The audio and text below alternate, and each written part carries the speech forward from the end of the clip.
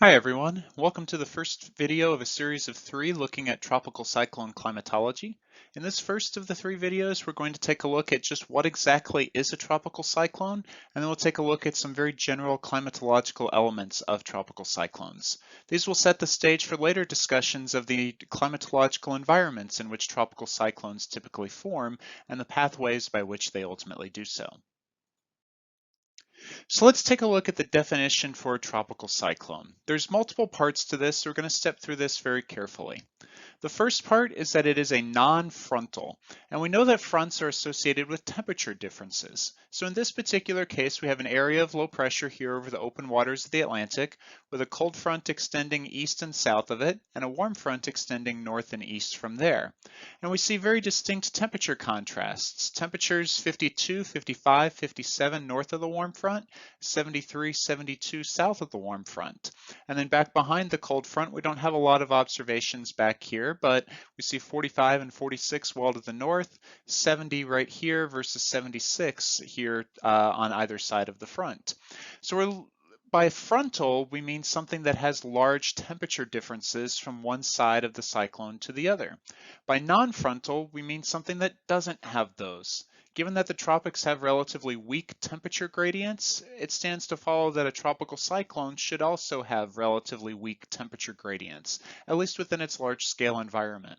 So we bring back Steve Harvey and go to the idea of having a front associated with our cyclone. Tropical cyclones are decidedly synoptic scale features. We have here Hurricane Michael from 2018 with Florida, Alabama, Mississippi, and Louisiana here. The horizontal extent of this image, which covers the extent of the cirrus canopy associated with Michael, is about 700 miles, or over 1,000 kilometers. So we're looking at something that is very decidedly synoptic scale in terms of its spatial extent, and in terms of its temporal extent, we're looking at something that evolves over the course of days to a week or two in the most extreme of cases. So very much a synoptic scale phenomenon. It's found over tropical or subtropical waters. Here I have depicted the August or July to October 1980 to 2010 mean sea surface temperature, depicted from 18 to 30 degrees Celsius. I've added in this black line here the 26 degrees Celsius isotherm. And in general, tropical cyclones form down and to the right, so south and west of this 26 degrees Celsius isotherm. We'll talk about why that is the case in multiple different videos, both in this series of lectures as well as later on in the semester. But ultimately, these warm ocean waters serve as the energy source through surface heat and moisture fluxes, which we call enthalpy fluxes, to ultimately fuel the cyclone's winds. In addition to these characteristics, a tropical cyclone has persistent organized convection. Here we have a cross-section through the cyclone, horizontal extent on the x-axis, vertical extent on the y-axis here. And we see near the center depicted are two towering tropospheric deep cumulonimbus clouds. These clouds near the center on both sides are both organized. They're not just cross sections through individual thunderstorms, but they're a coherent band of thunderstorms surrounding the center that are persistent over a period of time. You don't see like we do over land. During the day, thunderstorms intensify. During the night, thunderstorms collapse, and vice versa. These are thunderstorms that persist over the course of multiple days in the most intensive cases. It's also something that's associated with a closed in an Earth relative coordinate system. So one relative to us looking down at the Earth, not moving with the feature, cyclonic circulation. And we have snapshots about 12 hours apart from the same storm. I believe this was Irma in 2017. This is just off the coast of Africa, so these are the Cabo Verde or Cape Verde Islands. And in this case, we see that there's strong cyclonic curvature associated with the wind, but here on the southwest side, it goes sharply from east-northeast to southwest here. Whereas 12 hours later, we now see that there is a closed cyclonic circulation, with winds spiraling in a counterclockwise fashion all the way around. In the first image, it wasn't classified as a tropical cyclone, but in the second image, it had just become classified as a tropical cyclone. And finally, it is a feature that has a warm core structure. When we introduced African easterly waves, we said that they had a cold core structure. It was relatively cold near the surface as you had precipitation, thunderstorms in the form of mesoscale convective systems rain out and cool the boundary layer, the air nearest to the surface. They had their strongest intensity in the middle troposphere, where the thunderstorm heating was maximized and where the African easterly jet was maximized. Whereas a tropical cyclone has a different structure from that. In terms of the wind speed here, which we have color shaded in a vertical cross section, pressure on the y-axis, and distance from the center here on the x-axis, the warmest colors are found near the surface and very near to the center. And then as you go up at any given radius, those wind speeds decrease with height. So the intensity of the storm is strongest near the surface and gets smaller as you go upward. In terms of the temperature anomaly, also color shaded here, we have the largest temperature anomaly very near to the center, right over the center in this case, at any vertical level that we consider, and it is relatively cool on either side of that. So a tropical cyclone has an intensity that gets smaller as you go up, and a warm temperature anomaly confined near the center that becomes smaller very rapidly as you go away from there. All of these elements must be met in order for a tropical cyclone to be, well, a tropical cyclone, for a disturbance to be a tropical cyclone. Any one of these features not being met ultimately means that the disturbance is not a tropical cyclone. So with that said, we typically classify tropical cyclones by their intensities, which requires us to define what we actually mean by intensity. So intensity is a point measurement. It is typically a measurement or estimate really of the maximum sustained 10-meter wind speed. So something right near to the surface, anywhere around the storm when you're looking at a 1 or a 10-minute average, depending on the basin. Here in the Atlantic and the Eastern North Pacific, we use a 1-minute average. In most other basins in the world, they use a longer 10-minute average, which means that their wind speeds are a little bit lower compared to what they would be if we were doing the estimation. But this is a point measurement. Wherever at any one point around the center of the storm, you would find that largest sustained 10-meter wind speed. Whereas got a little bit ahead of myself. We typically do not classify a tropical cyclone as a tropical cyclone, even if all of the criteria on the previous slide have been met, until they have an intensity of about 20 to 25 knots, which is roughly 25 to 30 miles per hour, which we would call a tropical depression. Ultimately, those criteria on the previous slide usually aren't met until this intensity qualification is met as well, but keep that in mind that though this isn't a specific form of the definition of a tropical cyclone, it is more or less a de facto criteria for tropical cyclone classification. We also use intensity as the basis for subclassifications. You've probably heard of the Saffir-Simpson scale, or specifically the Saffir-Simpson hurricane wind scale that defines hurricane intensity classifications, Cat 1, 2, 3, 4, 5. We also use intensity to classify tropical depressions versus storms versus hurricanes, or typhoons as they're known in the western North Pacific.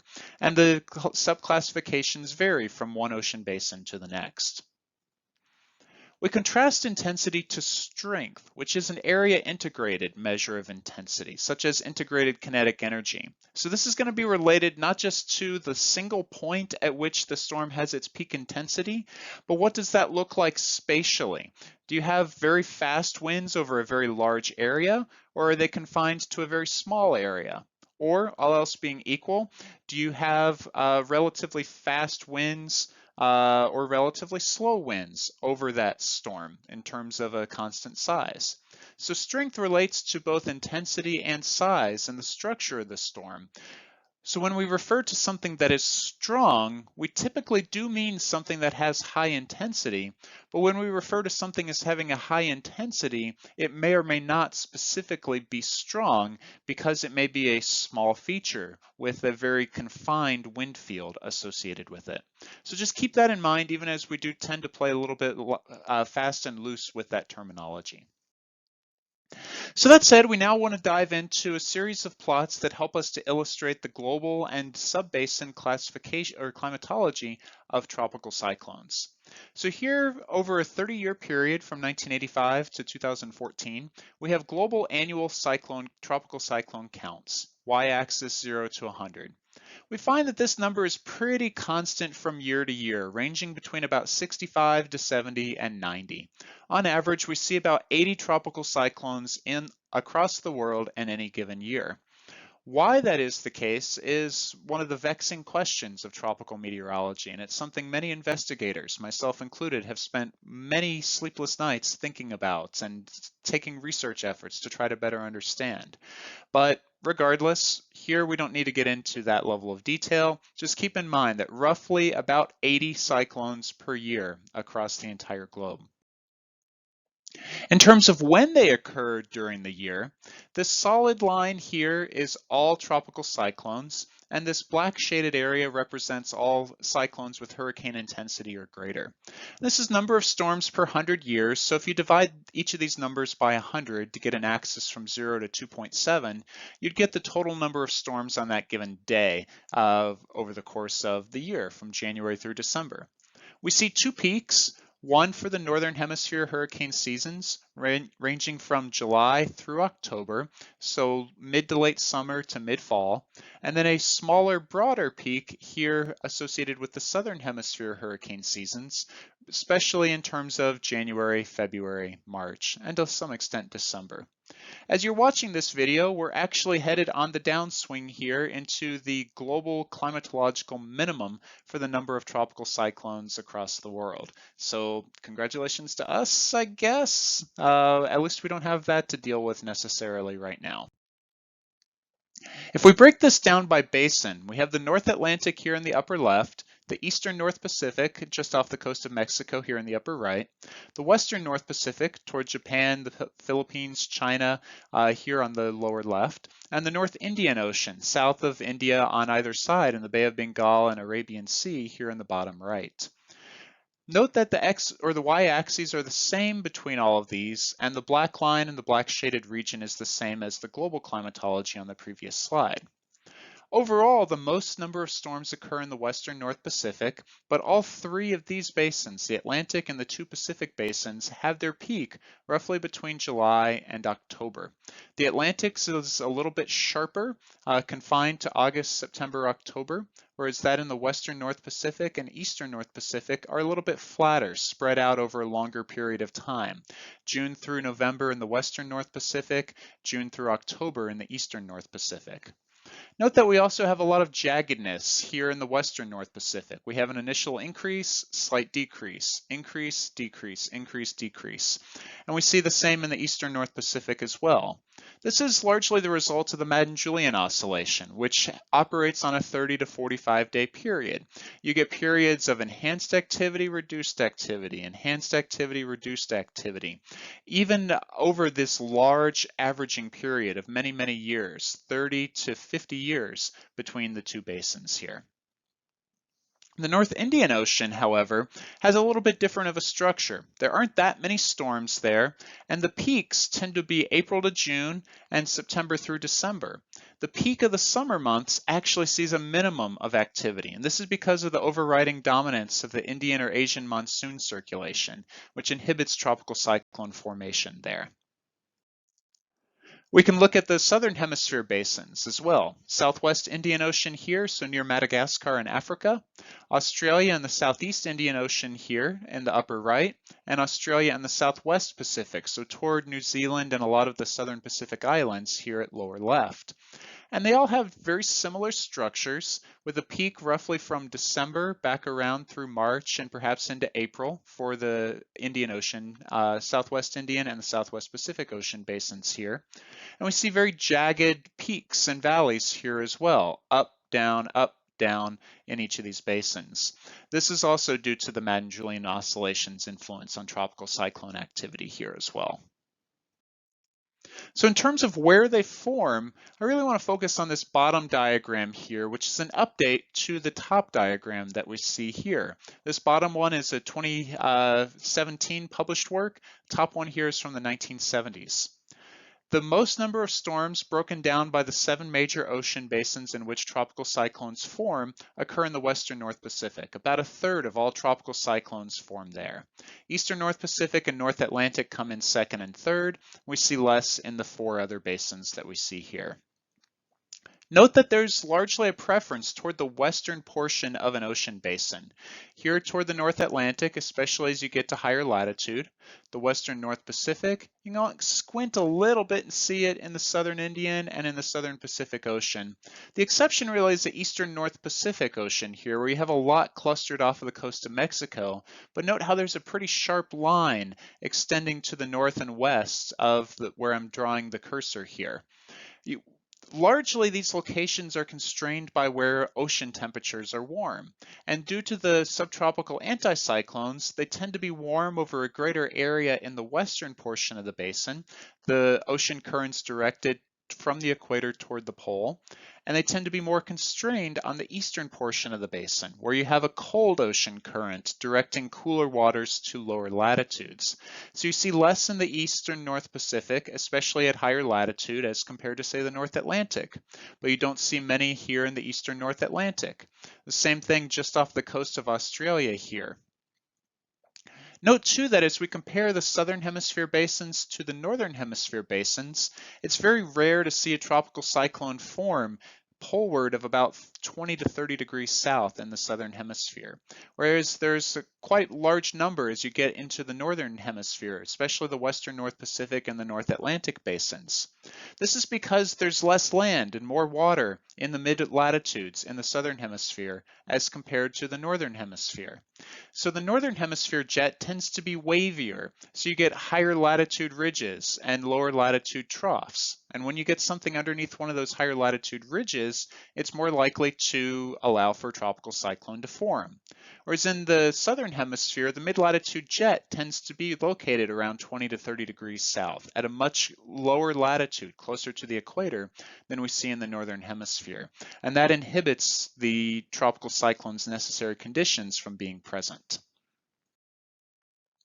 Synthesizing a lot of the information from the previous slide, we can look at formation latitudes. The global line is this depicted out here, and this is the number per year over 2.5 degree latitude boxes. 2/3 of them occur between 10 and 20 degrees north and south latitude, 22% between the equator and 10, and 13% between 20 and the poles. This portion here, this 13%, is almost exclusively driven by the northern hemisphere, this portion of the curve here. Note how it overlaps almost directly with the global curve, even starting at 20 north, and certainly by the time you reach 25 north, it's exclusively overlapping with that curve. So we see the higher latitude formations almost exclusively in the northern hemisphere. But beyond that, the southern hemisphere and the northern hemisphere curves take relatively similar shapes in the tropics and in the subtropics. In terms of where they occur or where they form in a little bit more detail, the color shading here is the total number over about a 30-year period averaged within 2.5 degree boxes. The black dashed lines that we see here are the climatological position of either the intertropical convergence zone or the easterly trades, which we can see here in the gray contours or the gray vectors collide, or monsoon troughs like we see here in the western North Pacific extending toward north of the Philippines toward Taiwan. We have this in association with the Asian monsoon circulation. It kind of dips here in the southern hemisphere associated with the Asian or Australasian monsoon near the maritime continent during their summer months. The top panel is for the northern hemisphere summer. The bottom panel is for the southern hemisphere summer. By and large, the tropical cyclone formations, all of the color shaded regions, match up very well with where you see the black dotted or black dashed line, especially in the western North Pacific, the eastern North Pacific, the southern Indian, and the southwestern Pacific Ocean basins.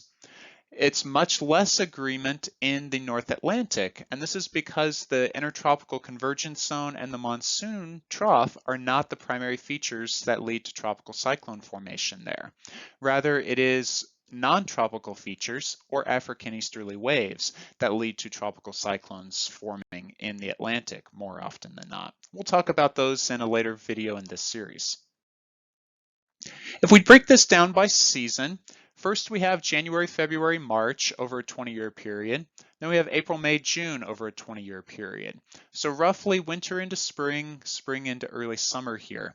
And this is when the southern hemisphere seasons are at their peak, stretching here from Africa and Madagascar through south of the maritime continent and north of Australia into the southwest Pacific. But as we move to April, May, and June, we get our first peak in the northern Indian Ocean, and we start to increase activity in the western North Pacific and eastern North Pacific basins, with very few in the Gulf of Mexico and western Caribbean in the Atlantic Basin. As we move to July, August, September, we get to the northern hemisphere peaks. Activity spread over much of the Atlantic Basin and over a slightly larger area off of the coast of Mexico here in the eastern North Pacific. We see our peak in the western North Pacific as well, and a few cyclones near to the coast of India here in the Indian Ocean, but most of these are occurring later in this time period as the monsoon begins to wane. Then as we go to October, November, December, we start to bring activity, especially as you go into December, back in the southern hemisphere, and you erode it in the eastern North Pacific and North Atlantic basins, increase it again in the northern Indian Ocean away from the monsoon period, primarily in October, and then start to wind it down in the western North Pacific here as you go from October through December. In terms of where they move after they've formed, these lines all depict the tracks of different tropical cyclones, and they all have very similar shapes.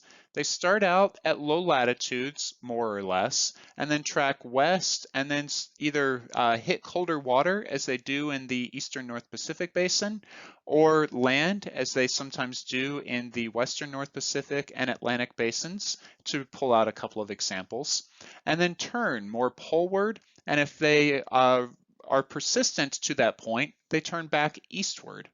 So these curves are all anticyclonically directed, clockwise in the northern hemisphere and counterclockwise in the southern hemisphere. So this suggests that the subtropical anticyclones over the Pacific Ocean, over the Atlantic Ocean, over the Indian Ocean, and here over the southern Pacific Ocean are the dominating influences on tropical cyclone track. It's a little bit different in the northern Indian Ocean because land extends so far to the south there that it's a lot more atypical in terms of the tracks that you see there. So they kind of spread in all different directions depending on what the flow is for a given storm. We can see this synthesized here in terms of vectors over each basin. This curvature that is in an anticyclonic fashion in the Atlantic, in the western North Pacific, in the southwestern Pacific, and the southern Indian Ocean basins here. Cold waters limit the poleward extent in the eastern North Pacific basin once again. And finally, we can average this over the entirety of the basins: North Atlantic, western North Pacific, southeast Indian Ocean, and western South Pacific. Westward at low latitudes in each of these basins, eastward at higher latitudes within each of these basins. Finally, we take a look at the climatology of tropical cyclones' lifetime maximum intensity. So we have this in knots here on the y-axis from 40 to 140 knots, roughly about 45 to 160 miles per hour. The global is the first box and whisker that we see here, and then different basins or portions of the globe: Northern Hemisphere, Southern Hemisphere, North Atlantic, Eastern and Western North Pacific, Northern Indian, Southern Indian, Australian region, and Southern Pacific basins. And they're fairly similar across the basins of the world, so we'll focus primarily on the global depiction that we see here. The bars or the whiskers that you see here are the minima and maxima, excluding outliers. So globally, that's roughly about 25 to 30 knots as the lower end of the lifetime maximum intensity, and over 135 knots on a 10-minute averaging basis for the maximum lifetime intensity. The median here is about 60 knots on that 10-minute average, which is minimal hurricane intensity if you convert that over to a 1-minute average. And then the 25th to 75th percentile, or what we call the interquartile range, ranges between about 45 to 50 knots on the bottom end, which if you convert that over to a 1-minute average like we're used to, would be roughly 50 to 55 knots. up to 85 knots here, which is roughly 95 to 100 knots on the high end on the 1 minute average range. So high end tropical storm to borderline major hurricane on the high side for the vast majority of tropical cyclones, with some minor variability across each of the ocean basins and the hemispheres.